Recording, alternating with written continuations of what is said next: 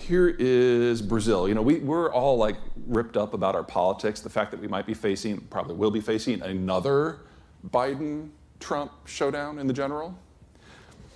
It's old hat for the Brazilians. They've already done it twice. And their candidates, one guy was campaigning from prison, where he had been convicted of corruption, not indicted, convicted. And the other guy said that the real problem with those Nazis is they were just way too soft on their domestic opponents.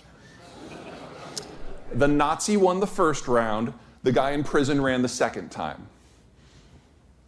I'd argue that Brazil has already entered the first of 2 decades of lost time. Here's India. Prime Minister Modi adopted something very similar to what the Australians did, but you only got the money if you were one of his friends. And here are the Chinese. Let me adjust this for you.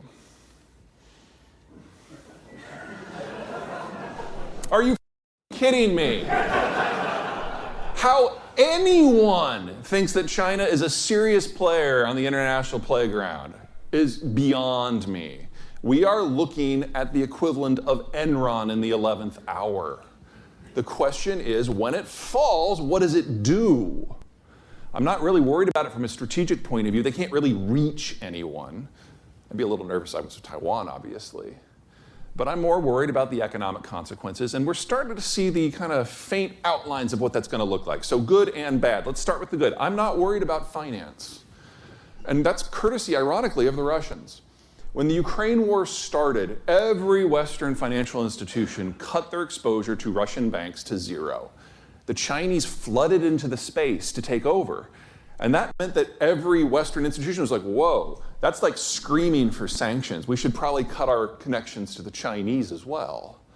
And here we are, a year and a half into the war, and the total exposure of all Western banks to all Chinese banks is less than 1% of their global holdings. That's a happy circumstance. I like that. I'm also not worried about merchandise exports to the Chinese because it's a very protectionist system. They build anything they possibly can. They import as little as they can, which means that the total exposure, the entire world, to the Chinese consumer is only about 3.5% of Chinese GDP, which is the lowest goods exposure of any country today. It's not zero, but it's manageable. If you're in the world of commodities, different situation. It's investment driven, building things that they don't need. So whether it's copper or steel or aluminum, they are the world's largest player, often the world's largest importer. And even if we have to rebuild a lot of industrial plant in other places, the industrial plant we build in other places is going to be based on economics and efficiency rather than just build. We're not going to need as much. And so those sectors are going to have some serious downward adjustments. Food's kind of in the middle. The Chinese are the world's largest importer of almost every food product. Their diet has expanded massively in the last 35 years. And that is probably going to break down, but consider this. The last thing a government does before it collapses is somehow take steps to restrict the population's access to food. So of the things that are going to break, it's probably the last one to go, and it'll be a little bit of a softer landing because, we still need food. Tech's going to be an issue. The Chinese are not technically advanced. Most of what they do in manufacturing is relatively low value. And they bring in tech from everyone they can to build that industrial plant. And in terms of tech supply chains, they tend to be on the assembly side of things, with more advanced stuff coming from Taiwan, Thailand, Korea, and the rest. That whole ecosystem is going to end. And there aren't enough fingers and eyes in the world to do assembly on the scale we've become used to. And that's going to probably be what hurts us most of all. This is a document from the American Enterprise Institute on inflation. The yellow arrows are the average inflation since the year 2000, so roughly a 75% increase in inflation over the 22 years. Everything that is below that line has gotten cheaper. Everything above that line has gotten more expensive. Oversimplifying here, but above the line, those are the things that require fingers and eyes.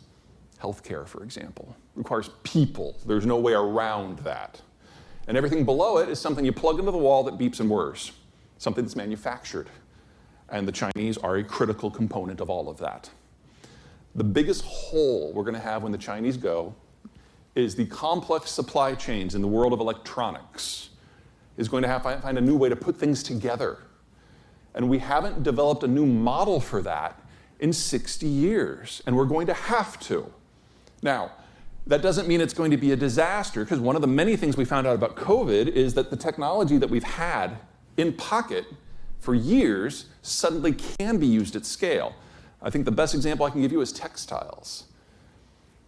Back before NAFTA, most of our textile processing was in places like Kentucky, where it was done by hand. And then NAFTA happened, and it all moved to Mexico because it was cheaper. And then the WTO happened, and it all moved to China and India because it was cheaper. But with COVID, it just stopped coming. And we still wanted clothes, so we had to figure out a different method. And we discovered that if you build a 2-acre facility that's automated, with a staff of 2, 1 software engineer, 1 mechanic, that one facility could produce finished clothes at a lower cost per garment than 200 seamstresses in Bangladesh.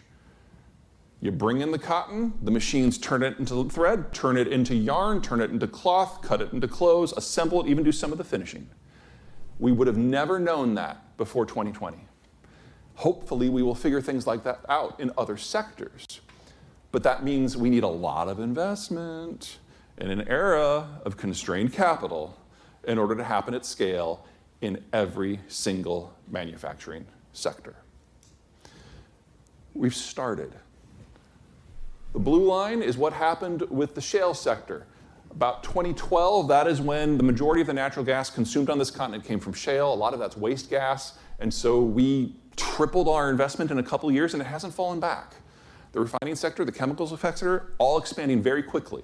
It's actually the biggest build we've seen ever in the history of the country, faster than World War II. The gray bar is kind of the everything else category, and it's sliding up. You'll notice that in the last couple of years, it's picked up quite a bit. This is where we're all noticing it, though. This is electronics and computing. Now, a lot of people are like, isn't this all the IRA and the CHIPS Act? And that's some of it. Can I even get back here? Yeah. Okay. This spot right here, that's where the CHIPS Act and the IRA were passed. So all of this happened before. The industrial base is expanding significantly. But we need that kind of jack up for absolutely everything. There will be winners and losers. There's no way around that. On the high end, if you want a semiconductor fab facility, you need a lot of people in their 20s and 30s who are really clever. And the greatest concentration of those people in the country is the Colorado Front Range and the Arizona Sun Corridor. I know everybody thinks about Arizona and they think old people. They do have a lot of old people in Arizona. However, they're all white. Arizona actually has a very healthy demography. It doesn't have a labor shortage. It has a bilingual training problem. Different problem. And so you're seeing these areas pick up most of the investment for that because they've got a lot of green space. It's not taking over farms, so the land is cheap. And most of the people who move in are in their 20s and their 30s, and they tend to be very highly educated. That's where the concentration of labor for that sector happens to be, and policy is matching. You want to do automotive, you're looking at either the Great Lake regions or the South. Now, the Great Lake regions is all unionized. And so everything that has to do with internal combustion engines is going there. And we've seen that expand massively. Pros and cons. Pros, there's a lot of industrial plant there. You can rehabilitate a lot of the brown space. It's actually a relatively light carry from an investment point of view. The downside is they're not moving into any of the new stuff. And they probably can't, not just because it's unions, but because there's a population lid. This area has seen out-migration pretty robust over the last 30 years. There aren't enough young people to stock a lot of new industrial plant. For that, you go to the South.